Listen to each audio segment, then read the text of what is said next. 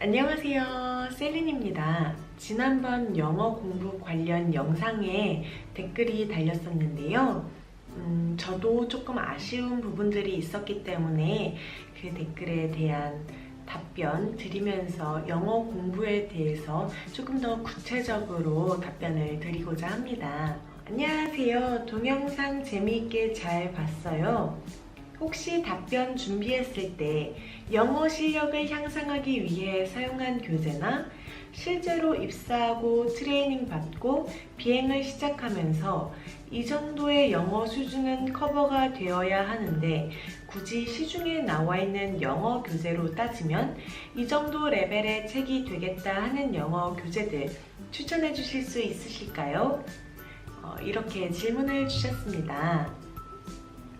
사실 트레이닝에 있어서는 전문 용어들이 많기 때문에 네이티브 스피커들인 미국인 친구들이나 영국, 호주 친구들도 어려운 부분을 많이 느끼곤 합니다.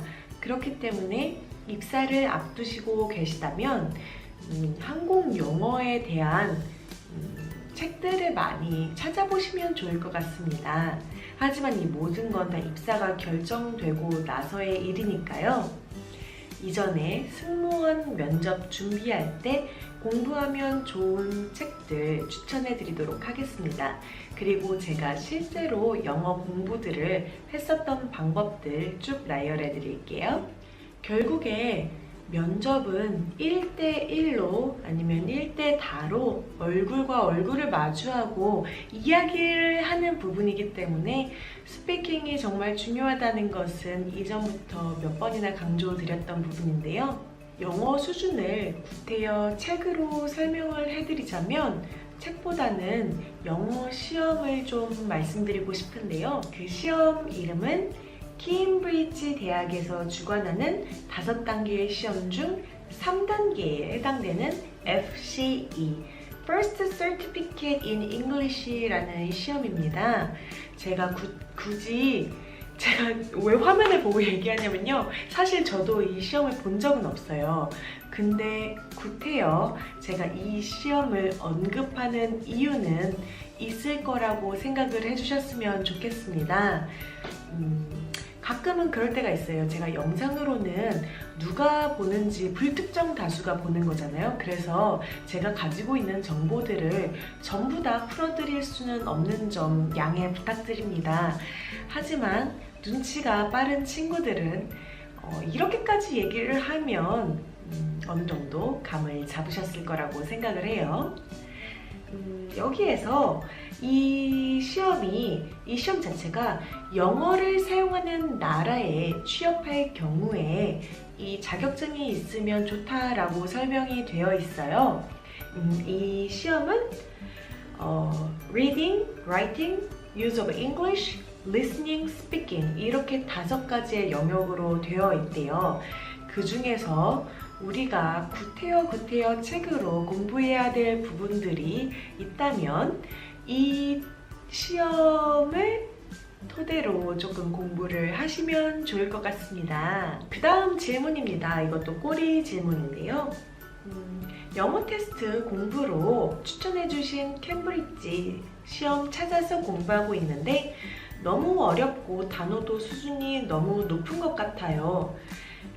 셀리님은 이걸로 공부하실 때 모르는 단어 다 찾아가시며 하셨는지, 감만 잡으며 하셨는지, 어떻게 공부하셨는지 알려주시면 감사할 것 같아요. 이렇게 질문을 주셨는데요. 근데 이게 질문이 저도 되게 어렵다고 느껴지고 지금도 풀려고 그러면 잘 풀지 못할 것 같아요. 그렇지만 저 같은 경우는 많은 단어를 알고 있지 못하기 때문에 중간중간 좀 중점적으로 알아야 되는 그런 단어들만 좀 찾아보고 이거 자체는 내가 지금 당장 볼 시험이 아니라 예시잖아요. 그래서 너무 이거를 단어 하나하나를 파려고 하시다기보다는 이런 시험이 있구나 하고 이렇게 빠르게 좀 훑어 넘겨보시면 좋을 것 같아요. 그렇지만 단어는 또 많이 알면 알수록 좋겠죠. 사실 저도 이렇게 이 시험 추천드리고 나서 사실 이 시험 이름도 지금 못 외웠어요. 뭐였지 이름이? FCE 이 시험 저도 이렇게 추천드리고 나서 실제로 풀어본 그 이후로 풀어본 적이 없어요. 그래서 요즘 좀 영어 공부가 또 점점 더 절실하게 느껴지기 때문에 여러분도 하시는데 저도 뒤처질 수 없죠. 저도 좀 예문 많이 찾아서 공부를 해봐야겠습니다. 다음으로 제가 실제로 영어 공부를 했던 방법들을 좀 알려드리고 싶은데요. 첫 번째로 저는 그래머 인 뉴즈, 많이들 알고 계신 책이죠. 아마 형제 자매 이렇게 있으시다면 집 책꽂이 어딘가에 한 권쯤은 꽂혀져 있을 거라고 생각을 합니다. 저도 몰랐는데 제가 여동생이랑 남동생 이렇게 하나씩 있거든요. 저희 집에 같은 그래머 인 뉴즈만 제 것만 2개예요. 이렇게 어딘가에 숨겨져 있을 그래머 인 뉴즈를 찾아서 매일매일 하루에 한 장씩만 풀어보시기를 좀 권유드립니다. 그리고 거기에 나온 문법들이 내 입에 아직 붙지 않은 문법이라면 자꾸자꾸 읽는 연습을, 거기에 나온 예문을 자꾸자꾸 많이 읽어보는 연습을 하셨으면 좋겠어요. 그래서 저는 그래머 인 뉴즈로 2가지 스터디를 했었는데요. 첫 번째 스터디는 매일매일 한 장씩 풀고 인증하기였습니다. 카톡방에 한 장 이렇게 문제 푼 거를 날짜랑 적어가지고 카톡 사진 매일매일 올리는 걸 했었는데요. 너무 많은 사람들이랑 할 필요 없고요. 저 같은 경우는 둘이서 했었는데 그 책 한 권을 다 마지막 장까지 끝났을 때 개인적으로 되게 뿌듯했었던 기억이 있습니다. 그리고 또 다른 방법은 그래머 인 뉴즈를 이제 반 페이지씩 예문을 전부 다 읽어서 음성 녹음을 해서 카톡방에 매일매일 올리는 이런 스터디를 했었는데요. 사실은 더 중요한 거는 입으로 말하는 거기 때문에 정말 많은 한국인 친구들이 토익 점수는 높은데 실제로 말하는 것들은 부족한 부분들이 많잖아요. 그렇기 때문에 머릿속에 있는 걸 많이 뱉는 연습, 각 지문을 2번씩 읽는다거나 한 번씩만 읽어도 좋아요. 하지만 매일매일 카톡 인증 스터디 같은 거 하셨으면 좋겠습니다. 두 번째로 인터뷰 스터디인데요. 저 같은 경우는 한 번 스터디할 때 3시간씩 하루에 2회, 그리고 일주일에 2번 이렇게 월요일, 수요일 했었고요. 목요일이나 기타 다른 요일에는 중국어 스터디를 한다거나 다른, 제가 운영하지 않는 다른 스터디에 참여해서 다른 스터디의 좋은 장점들을 많이 배워오려고 노력을 했었습니다. 그리고 최대한 여러 가지 스터디를 많이 참여해 보시는 게 도움이 되거든요. 매일매일 같은 사람들을 만나다 보면 이제 레파토리가 보여요. 아, 이 사람이 이런 구성으로 말을 하겠구나. 그리고 디스커션에서도 이제 다 같이 너무 준비가 이렇게 되어 있어가지고 뭐 A, B, C 이게 착착착 나오거든요. 그래서 자꾸 새로운 사람들을 많이 만나실 때 내가 중점이 되는 스터디도 같이 가지고 있으시면 좋을 것 같습니다. 세 번째로 구글에 브레이킹 뉴스 이렇게 한국어로만 치셔도 이게 사이트가 나오거든요. 저는 거기에서 미니 레슨스 이렇게 A4 용지 2장으로 나오는 미니 레슨이 있어요. 그래서 그거를 프린트아웃 해가지고 풀었었던 기억도 납니다. 그리고 다양한 형식의 문제가 있기 때문에 지겹지도 않고 너무 방대한 양이 아니기 때문에 하루하루 해낼 수 있는 양이기도 하고요.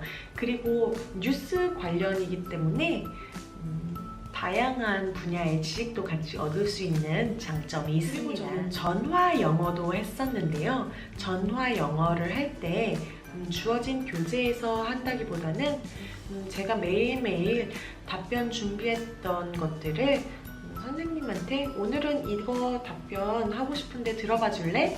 이런 식으로 얘기를 해서 영어 답변 만들기 핑퐁식으로 이렇게 면접관 해주시고 전화 영어 선생님이 제가 답변하고 이렇게도 했었습니다. 마지막으로 현장을 들었었던 기억이 있는데요. 정은순 선생님의 스피킹이 되는 영어 영장문, 마지막으로 현강을 들은 적도 있었는데요. 저는 개인적으로 정은순 선생님의 스피킹이 되는 영장문 이 수업 추천을 드립니다. 제가 아무래도 서울에서 선생님이 강의하시는 곳이랑 조금 먼 데에서 살았었기 때문에 꾸준히 나가지 못하고 이후에 이제 합격이 되어가지고 선생님께 작별 인사도 못 드리고 오기는 했었는데요. 그동안 머릿속에 있었던 문법들 제가 맨 처음에 그래머 인 유즈 공부 이렇게 말로 자꾸 뱉으라고 했었던 것처럼 이 선생님께서는 계속 수업 내내 자꾸 말을 할 수 있게 해주시기 때문에 되게 좋았던 수업이었었던 것 같습니다.